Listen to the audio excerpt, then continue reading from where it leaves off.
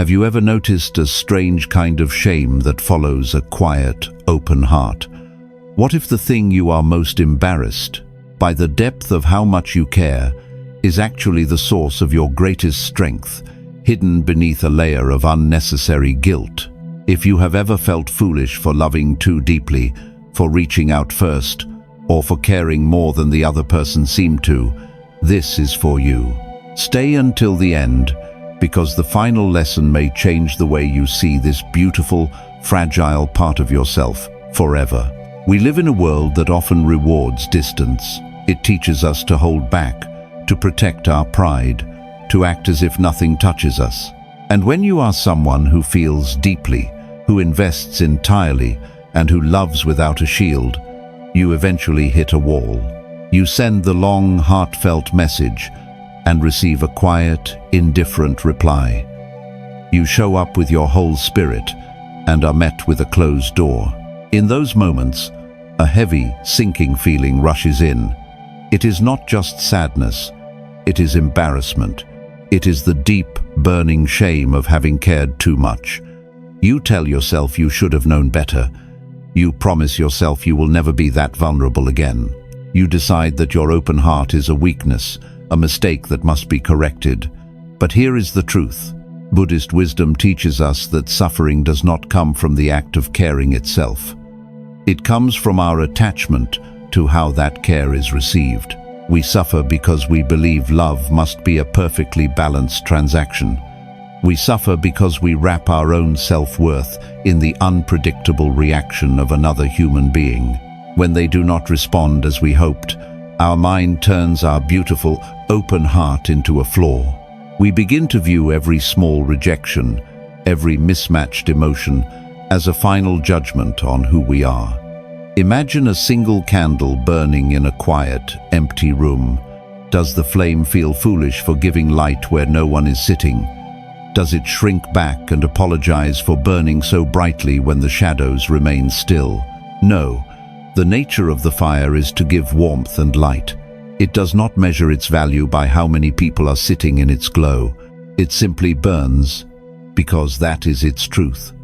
When you find yourself blushing with regret after expressing how you feel, or feeling foolish because you checked in on someone who did not ask for it, you are judging your fire by the empty room. You are looking at their inability to receive and mistaking it for your inability to be loved. You convince yourself that because they did not meet you in the depths, you must be drowning. Ask yourself right now, what memory of being too much is still making you play small? Think about that. Pause, breathe, observe that shame without making it your identity. You are allowed to care. You are allowed to be the one who feels deeply in a world that often pretends not to. Offer your heart and then release the outcome. You do not have to apologize for the warmth you bring into a cold space, because true peace is not found by turning off your heart to avoid embarrassment. It is found by letting your heart remain open, entirely untethered from the fear of how it will be judged. But letting go of that shame is only the first step, and this is where the next truth begins. Because underneath that embarrassment is an illusion we have all believed for far too long. Here is the truth few people want to face. We are terrified of being misunderstood, and because of this fear, we allow temporary moments to become permanent sentences. Think about a time when you reached out deeply and authentically, only to be met with a cold shoulder. You over-explained your feelings to someone who responded with a single empty word. Instantly, the blood rushed to your face. The shame settled heavily in your chest. In the hours that followed, you likely replayed that interaction in your mind 100 times. You analyzed every word you chose. You cringed at your own sincerity. You treated their silence or withdrawal not just as a brief, awkward event, but as a final judgment. A verdict handed down from the universe, declaring that you were foolish, a ruling that you are, and always will be, simply too much. But Buddhist wisdom offers us a profound escape from this trap through the understanding of impermanence. In Buddhist thought, Everything is in constant motion. Every thought, every interaction, and every feeling is continually arising and passing away. Nothing stays exactly as it is. Yet, when we feel embarrassed by our own vulnerability, the mind creates a painful illusion. It takes a single fleeting moment of shame and freezes it. It convinces us that this tiny, painful snapshot is our permanent reality. Buddhism reminds us that the ego loves to build castles out of falling sand, trying to solidify things that were always meant to drift away. Imagine a wide, quiet lake perfectly reflecting the silver light of the moon. Suddenly, a heavy stone is thrown into the water. The surface violently shatters. Frantic ripples crash into one another, and for a brief moment, the reflection of the moon is completely distorted, chaotic, and broken. If you only looked at the lake in that exact second, you would believe the water was ruined. You would think the quiet beauty was gone forever. But what happens if you simply wait? The ripples naturally widen, the energy slowly dissipates. The water inevitably returns to stillness. The lake is not defined by the stone. Your open, caring heart is the lake. Their rejection, their silence, or their inability to meet you in the depths is simply the stone. When you feel embarrassed for caring too deeply, you are staring only at the chaotic ripples. You are letting one awkward conversation, one unreturned feeling, or one moment of unguarded vulnerability define your entire worth. You are mistaking the sudden splash of shame for a final judgment on your soul. Ask yourself, what interaction are you still replaying in your mind? What single moment of rejection have you frozen in time, secretly using it as proof that you should stop caring altogether? Pause, breathe. Let the feeling rise without making it your identity. When the memory of embarrassment flares up in your chest, do not fight it, observe it. Watch the ripples move across the surface of your mind. Remind yourself, this is a passing event, not a permanent identity. It is a moment, not a monument. You do not have to carry the weight of a judgment that was never truly handed down. Because peace is not found by constantly scanning the shoreline for stones. It is found by trusting the depth of your own water. But as the ripples of shame fade, we often confuse two very different things in a desperate attempt to protect ourselves. And this is where the next truth begins.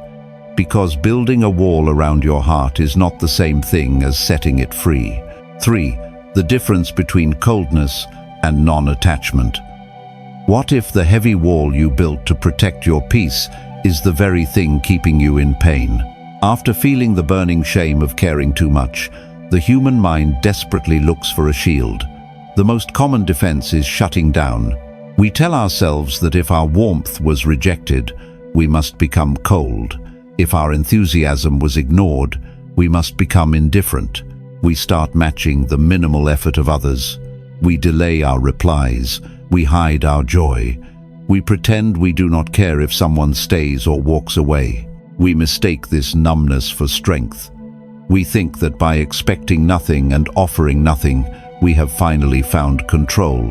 But this forced apathy is exhausting. It takes an immense amount of energy to constantly pretend you do not care.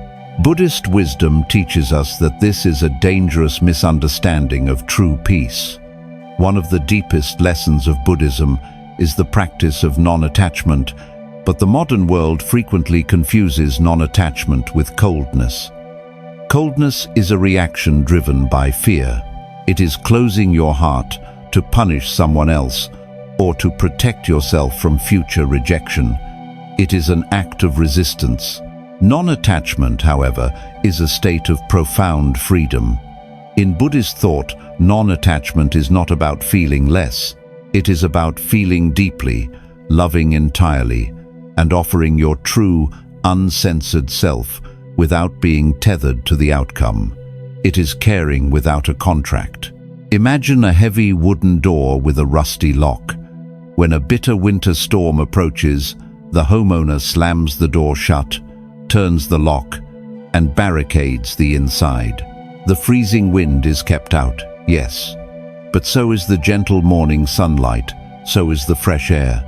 The house becomes safe, but it also becomes dark, silent and suffocating. This is coldness. Now, imagine a deeply rooted tree standing in the middle of a wide, open field. When the same storm arrives, the tree does not build a wall. It does not hide. It simply lets the fierce wind blow through its open, bare branches. It allows the storm to happen, knowing its roots are firmly anchored in the deep earth. It is entirely exposed to the weather, yet it remains unbroken. This is non-attachment. When you pull away from a friendship because you feel you are always the one reaching out, you are locking the door. When you hide your deep affection for someone because you fear they will judge you, you are sitting in the dark room. You are letting the fear of their reaction dictate how you live.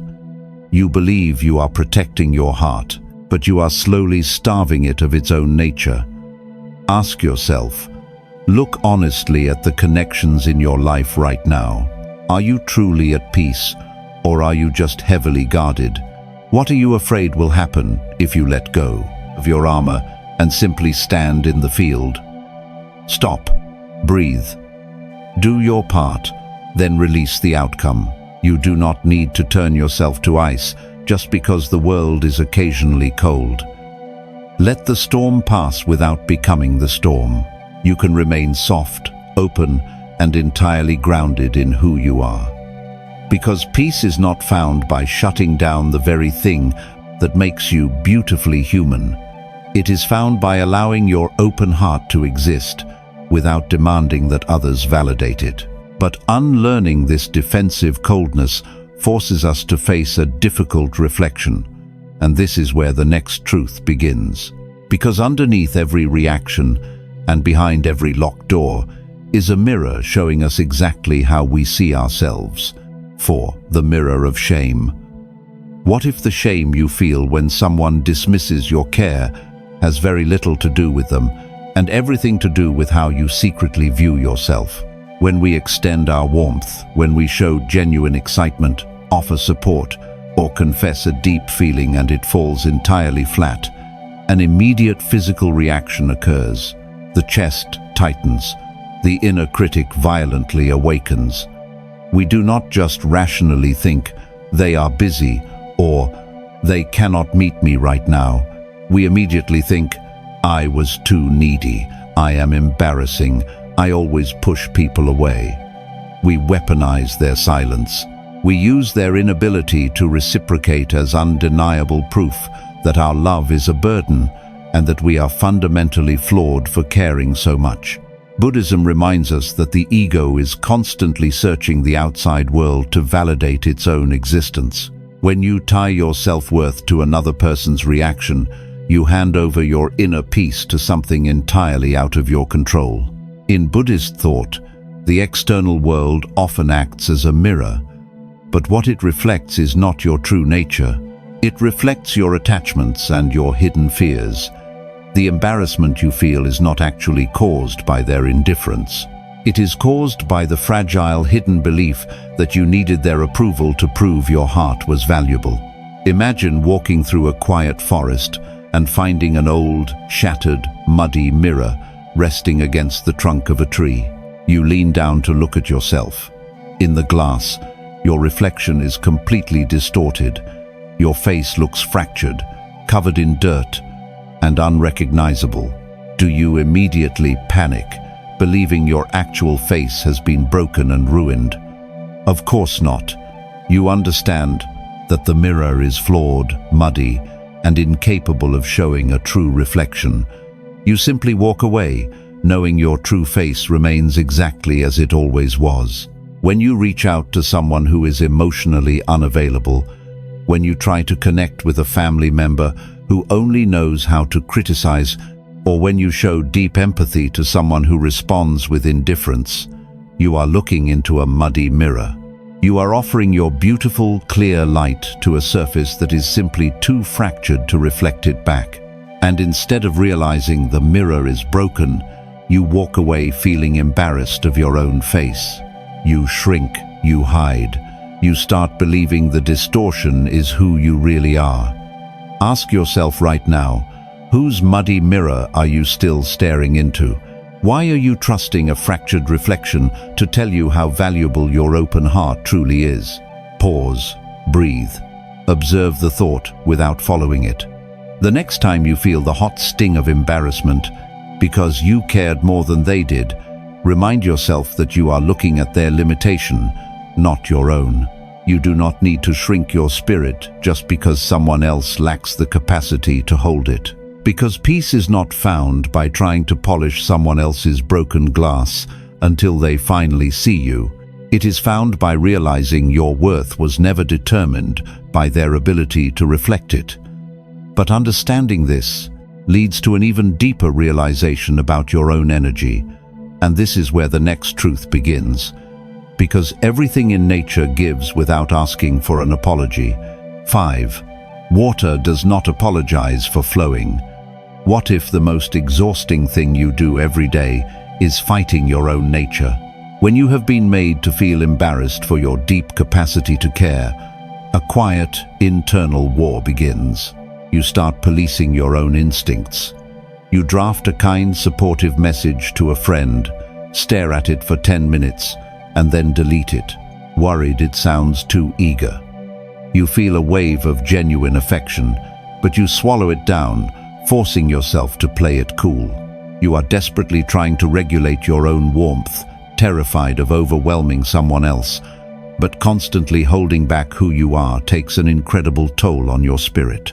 You are burning immense energy just to keep your own light hidden.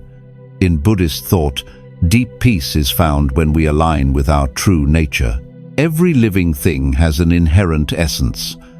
Suffering arises when we resist what we naturally are in order to conform to the artificial expectations of the ego and the outside world.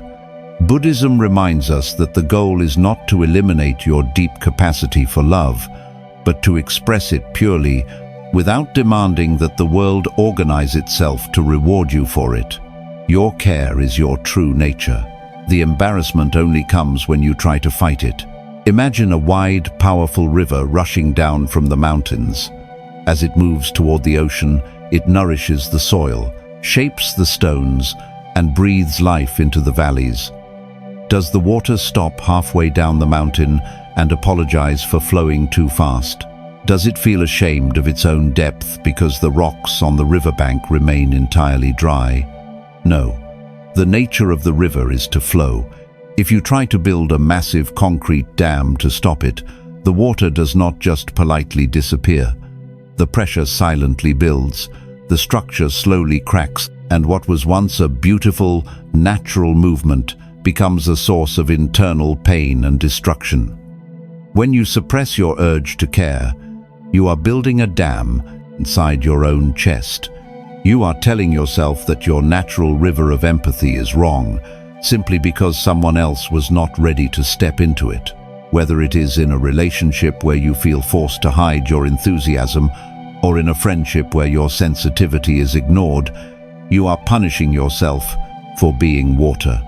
You are trying to dry up your own river to make others feel more comfortable in their desert. Ask yourself, think about your own life. Where are you building heavy dams right now? What natural, loving instinct are you choking back just to avoid looking foolish in front of someone who does not understand your depth? Pause. Breathe. Stop trying to force the door open, but stop locking it too. The next time you feel the genuine urge to care, let it flow. Be kind. Speak your truth. Offer your support. Do it not to force a reaction out of them, but simply because it is who you are. Because peace is not found by drying up your own soul to match the emptiness around you. It is found by allowing yourself to flow freely, unapologetically, and completely. But pouring your heart out often leaves us waiting for a response that never comes. And this is where the next truth begins. Because returning to your nature is beautiful, but releasing your expectations is where the real freedom lies. 6. releasing the need for an equal echo. What if your exhaustion comes not from how much you give, but from how tightly you wait for the exact same amount to be given back? We often live our lives as if love and care are a strict transaction. We keep a silent, invisible ledger in our minds. We send the long, thoughtful message, and we expect the same length in return. We remember the small details of someone else's life. We offer our ear for hours when they are struggling, and we instinctively wait for them to do the same. But when the response is minimal, a distracted nod, a short reply, or a forgotten promise, a familiar, painful heat rushes in. We feel foolish. We feel as though we have overpaid in the currency of love, and the embarrassment of caring more makes us want to hide. Buddhist wisdom teaches us that giving with an expectation is not actually giving, it is a hidden contract. One of the deepest lessons of Buddhism is the practice of letting go of the fruits of our actions. We suffer because we demand that the people in our lives mirror our exact energy and depth. When we attach our inner peace to how someone reciprocates, we become a prisoner to their emotional capacity. Our beautiful open heart becomes a source of anxiety instead of a source of freedom. Imagine standing at the edge of an immense, rocky canyon. You take a deep breath and sing your most powerful, heartfelt song out into the open space. You stand at the edge and wait in the silence for the sound to return. But the wind is strong, and the stone walls are jagged and far away. The echo that finally comes back to you is faint, broken, or perhaps the wind carries it away completely. Do you instantly hate your own voice? Do you feel embarrassed for singing so loudly? Do you promise yourself you will never make a beautiful sound again? No. You understand that the echo is determined by the shape of the canyon, not by the beauty of your song. In your everyday life, you are constantly singing into canyons that are simply not shaped to reflect your sound. You pour your deep affection into a partner who is emotionally walled off. You offer intense loyalty to a friend who is distracted by their own chaos. When their response is faint, you feel a deep, burning embarrassment. You convince yourself that your song was the problem. You feel ashamed of your own volume, but you are simply expecting a canyon of solid stone to return. The exact softness of your voice, their inability to match your depth, is their architecture, not your flaw. Ask yourself, think about your own life right now. Who are you desperately waiting for an echo from? Are you offering your care as a pure expression of your own heart? Or are you offering it secretly, hoping they will finally echo it back perfectly? Pause, breathe, observe the thought without following it. You do not need to silence your song just because the canyon is too wide. Give what you wish to give, and then step back. Let the sound leave you without demanding it returns, because peace is not found by measuring every single drop of care you pour out, constantly keeping score of who owes you what. It is found in the quiet, simple freedom of pouring your heart out without needing a ruler. But doing this requires something far deeper than just understanding. And this is where the next truth begins. Because keeping your hands open in a world that constantly tells you to close them is the ultimate act of bravery. 7. The courage of an open hand. What if the most courageous thing you can ever do is to remain soft in a world that constantly demands you become hard?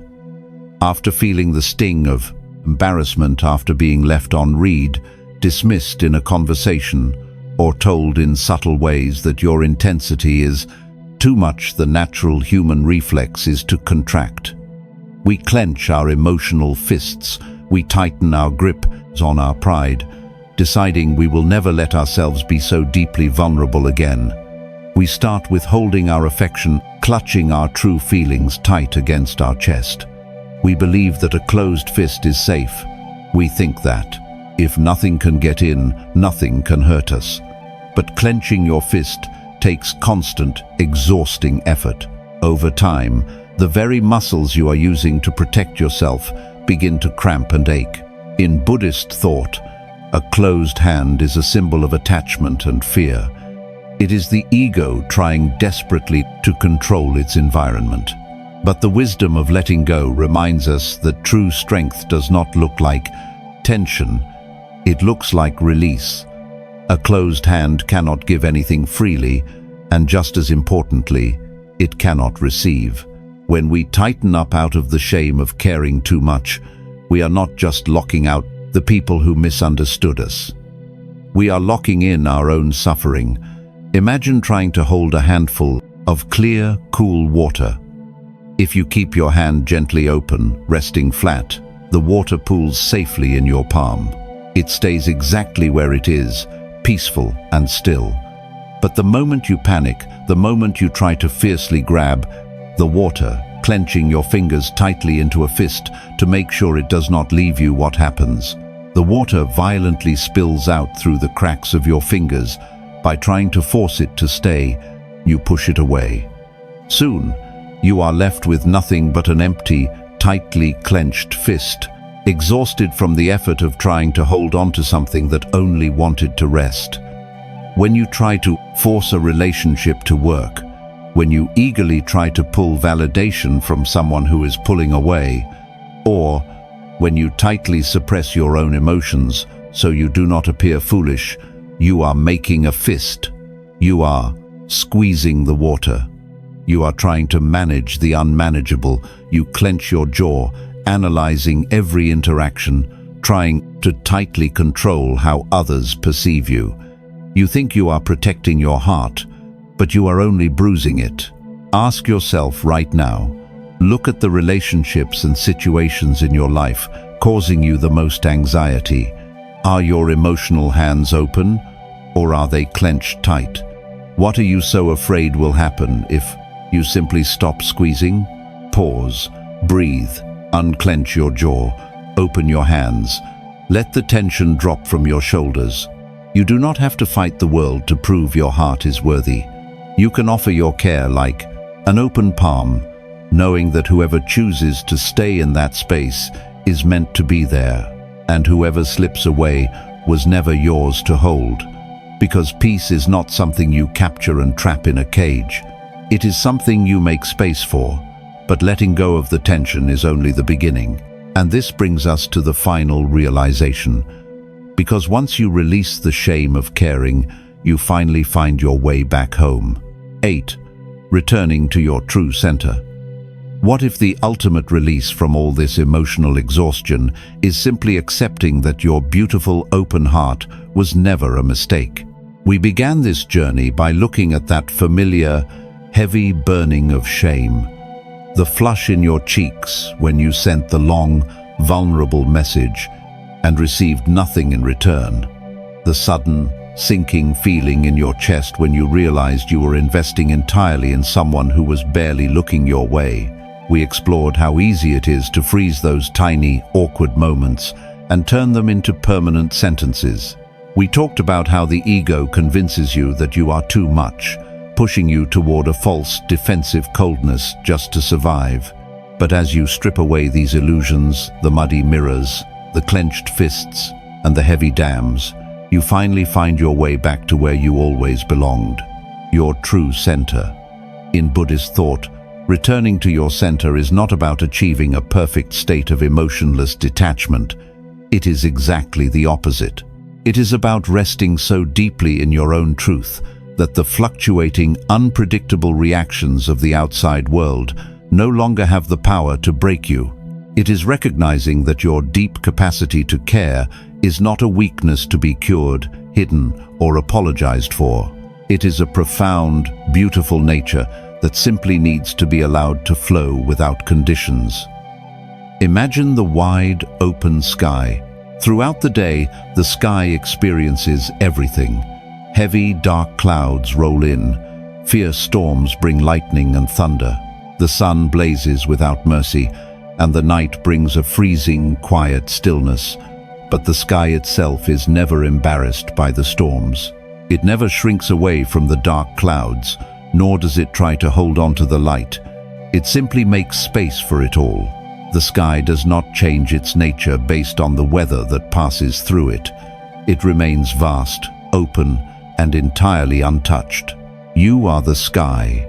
The rejections, the unreturned feelings, the awkward silences, and the hot embarrassment you feel, these are just the weather. They are passing clouds. You do not have to shrink yourself to avoid them. You do not have to lock your door or dry up your river. Just because the wind is blowing, letting go of the shame of caring means stepping fully into your own vastness. It means trusting your own depth. You stop demanding an equal echo from a canyon of solid stone. You stop trying to force your water into hands that simply refuse to hold it. You realize that your care was always a pure reflection of your own beautiful light, not a tool to measure someone else's capacity. Ask yourself one final time, what would happen if you simply let yourself be exactly who you are, without ever feeling the need to apologize for your depth? The next time the sudden sting of embarrassment tries to convince you to close your heart, remember the lake. Remember the open hand. Remember the sky. Let the feeling pass. You are not foolish for caring. You are simply brave enough to remain soft in a world that has forgotten how. If these lessons touched your heart, share this video with someone who may need a little more peace today, and subscribe to continue walking this path together. You can let go now.